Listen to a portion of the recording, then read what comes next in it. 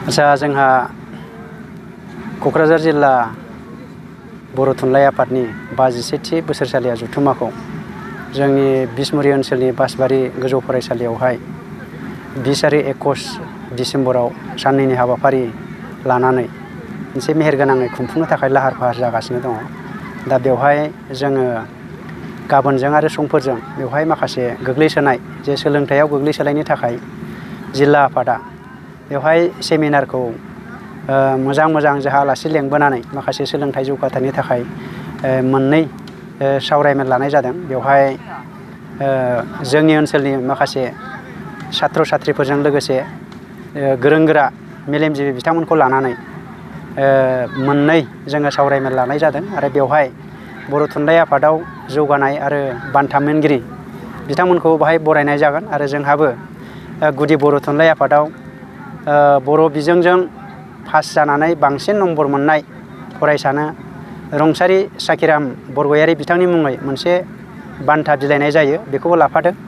बेखायनो बे हाबाफारियाव जोंनि क'क्राझार जिल्ला बर' थुनलाइ आफादनि गासै प्राइमारिफोरजों लोगोसे ओनसोलनि मेलेमजिबि बिथांमोनहा जाहाथे हाबाफारि बायदियै लैहोर लैहोर फैनानै बाहागो लाफैयो आरो जोंनि बे बिसमुरि ओनसोलनि गामि बेंगिरिफोरजों लोगोसे गामि ओनसोलनि मानिजाथाव मेलेमजिबि बिथांमोनहा जोंनि बे हाबाफारिजों गोरोबहोनानै बे हाबाफारियाव बाहागो लाफैनांगौ।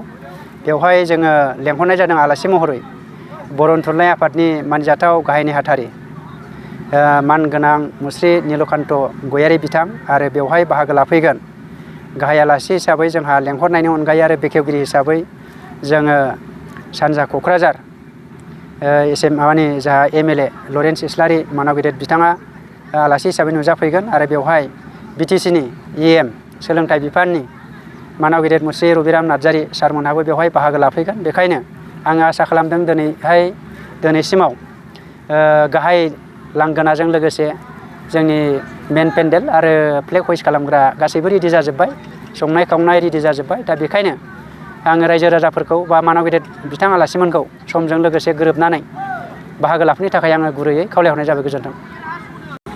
आच्चा जोंहा दिनै बे क'क्राझार जिल्ला बर' थुनलाइ आफादनि खुंगा 52थि बोसोरसालिया जथुम्माखौ जोंनि बिसमुरि जे गुदि बर' थुनलाइ आफादनि सिङाव थानाय बासबारि गोजौ फरायसालियाव जोंहा साननैनि हाबाफारिजों जोंहा 20 आरो 21 अक्ट'आव जोंहा खुंनो लानाय बे हाबाफारिया दिनैसिमाव जोंहा 3 जाजोब्बाय।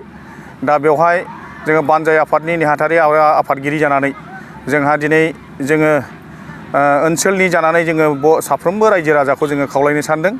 जोंहा गोग्लैसोनाय जे ओनसोल हिसाबै जोङो गासै फरायसा फरायसुलिफोरखौ लानानै आरो गासै फोरोंगिरि आरो गासै ओनसोलनि जे सानसुमै मेलेमजिबि बिथांमोनखौ लानानै जोङो मोनसे गोनांथार सावरायमेलजों लोगोसे जे फुंखा सुबुं महरै जोङो लाबोनो थाखाय जोङो आखायाव लादों।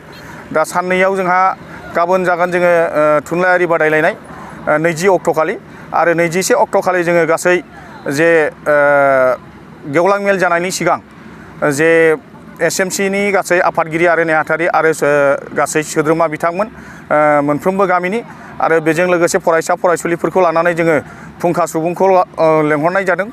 दा बे आलासि महरै लेंहरनायाव जोंहा दङ क'क्राझार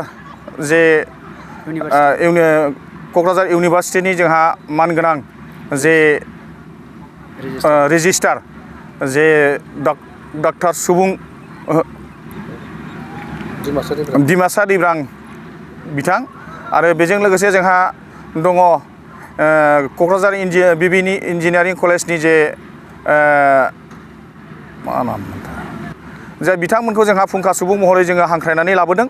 दा बे साननैनि हाबाफारियाव बिथांमोनहा जोंनो बेहाय ओनसोलनि गासै जे गोदोसोनाय जे ओनसोल बेखौ लानानै जोंहा मोजांथारै जोंनो जे सुबुरुन होलांगोन आरो जोंखौ जे खावलायलांगोन बेखौ मिजिंथिदों। बेनिखायनो जोङो दिनै जे बानजाय आफादनि जानानै जे ओनसोलनि साफ्रोमबो रायजो राजाखौ जोङो 20 आरो 21 अक्ट'खालि जे गाजा गोमजायै जोंनि नैबे जे थुनलाइ आफादनि जथुम्मा जागोन जायगायाव जोङो बयखौबो हांख्रायनानै लाबोनायजों लोगोसे गाजा गोमजायै बाहागो लाफैनो थाखाय जोङो आफादनि जानानै जे बानजाय आफादनि जानानै जोङो गुरैयै खावलायहरनाय जाबाय। गोजोन्थों।